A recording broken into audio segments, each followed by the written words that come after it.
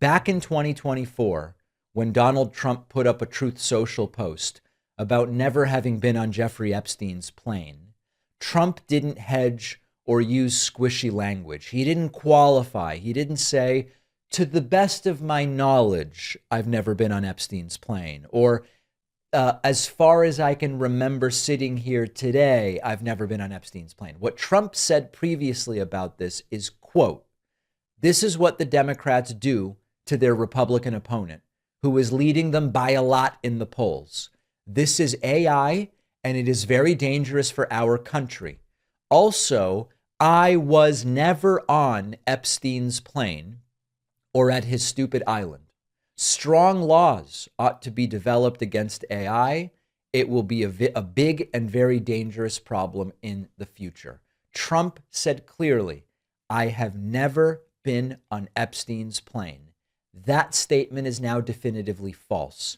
In the newly released Justice Department records related to Jeffrey Epstein, there's the 2020 email we looked at yesterday. It is from a prosecutor stating, flight logs show Trump has been on Epstein's plane at least 8 times, including flights with Ghislaine Maxwell.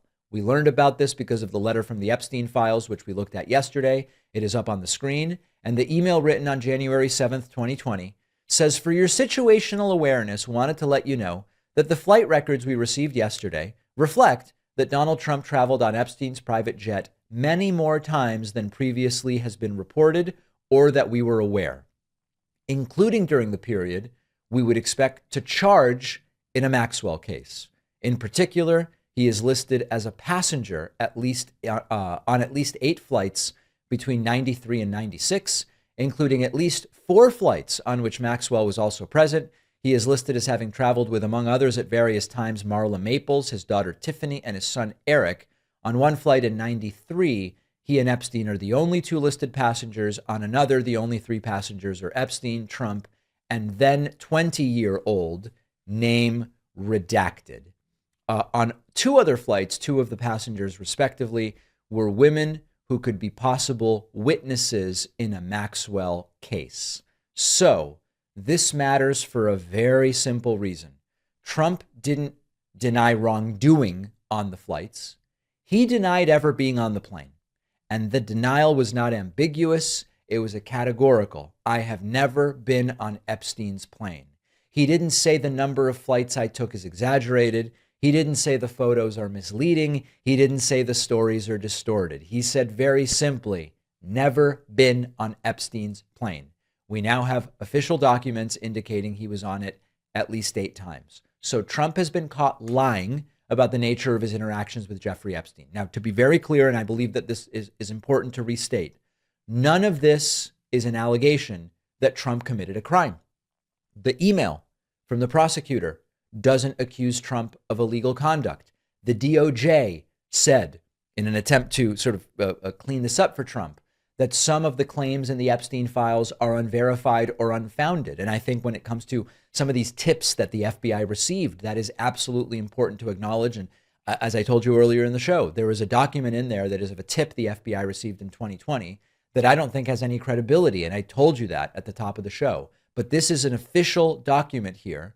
And the DOJ says Trump was on the plane at least 8 times. So the point is, when Trump was confronted with documented associations with Epstein, he responded and said, I was never on the plane. And that claim has now completely collapsed. Once you lie about something this specific, something verifiable, you have forfeited the benefit of the doubt on everything adjacent to it. If Trump lied about being on the plane, why would anyone trust his version of events as to why he was on the plane? If he lied about contact with Epstein, why would anyone trust his timeline about contact with Epstein? And if he lied while accusing others of manufacturing evidence, why would we accept any future denial at all? This is the real danger here. Trump is laying the groundwork for a world where any inconvenient evidence can be dismissed as fake. Any contradiction can be blamed on technology, conspiracies, political enemies, AI. It is an escape hatch that he has put together. And once you have that escape hatch, the facts don't matter anymore. The records don't matter. Documents don't matter. The only thing that matters is loyalty. So this is not about assuming crimes. We are recognizing a pattern. Trump looked at the public metaphorically on Truth Social, and he said something provably untrue. Either he has flown on Epstein's plane or he hasn't. He did, but claimed not to. So at this point, I don't believe we have any responsibility to treat his further Epstein denials as credible. We are not required to suspend judgment. We are not required to pretend it was just a misunderstanding, especially if Trump was on Epstein's plane with family members. I forgot that I've flown with him multiple times, including with my own family. The records now prove him wrong. So from here on out, anything Trump says about Epstein evidence requires us to be extraordinarily skeptical, and we have moved beyond trust but verify. We are at, he has lied and we have caught him lying. Now, I want to, again, and the reason I'm saying this is because I see some of my friends on the left going too far. None of this proves that Trump committed any specific crime. He may have, but we at this point cannot genuinely say that. And I continue to express concern that there are those who are going beyond what the evidence suggests right now. Trump's been caught lying about his relationship with Epstein. Could he have been downplaying the relationship because he did commit a crime? Yes, that is a possibility. Could he have been downplaying the relationship because he simply believes it would look bad for the scope of that relationship, even absent any Trump crimes, to be publicized? Yes, that could be the explanation. Could Trump be so deep in cognitive decline that he doesn't remember that he flew with Epstein?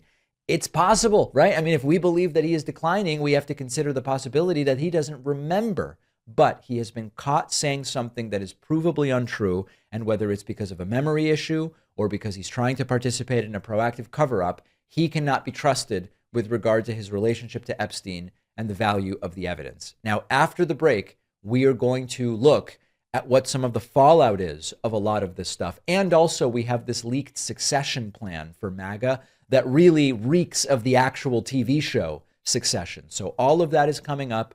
It's Christmas Eve. We do have a Christmas message from the president. We've got a Christmas card from the president. We'll have time for all of it. Glad you're with me today. Thanks for watching. Check out this other video. And if you like our content, make sure to subscribe so YouTube puts our videos in your feed, and subscribe to the podcast on Spotify and Apple.